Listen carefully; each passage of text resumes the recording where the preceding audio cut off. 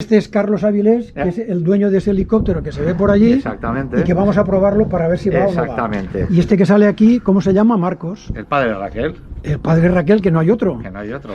Esta es que le han puesto un ventilador al variador y las luces van con esta. Que esto va aquí con una grapita, aquí con un velcro. Luces y ventilador. Negativo con negativo, vale. Además tú lo ves, azul, vale. Porque mira, ves la luz, se ve enseguida. Vale. Ahora ya conecto las dos baterías. Esta es una que va aquí, van en serie, el cuadrado con el cuadrado. O sea, no te puedes equivocar. No te puedes equivocar. Y aparte tiene antichispa, o sea que no pega el plaf. Sí. O sea que tú ahora el cuadrado con el cuadrado lo metes aquí y ahora, mira, ahora ves el ruidito. Va bien. Cuidado. Vale. Mira, Carlos, tú ven aquí también.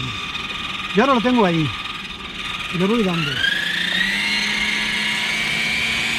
Y ahora le doy al primer hilde. Pero todavía no va bien. Ahora ya le doy al definitivo.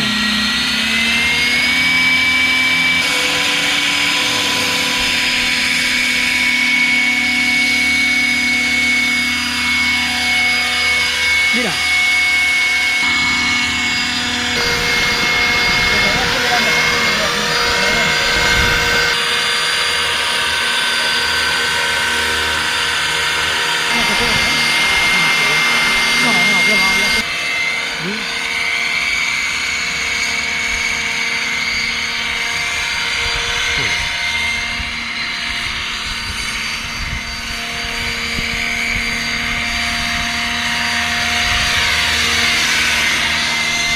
Vuela muy bien, ¿eh?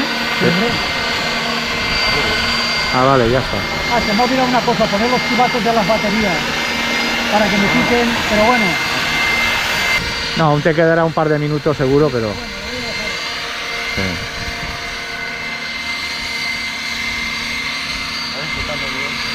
Bueno, es que me ha dado mucho por el culo, ¿eh?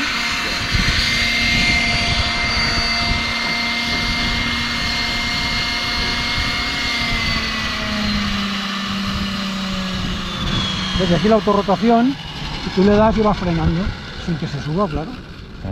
Joder.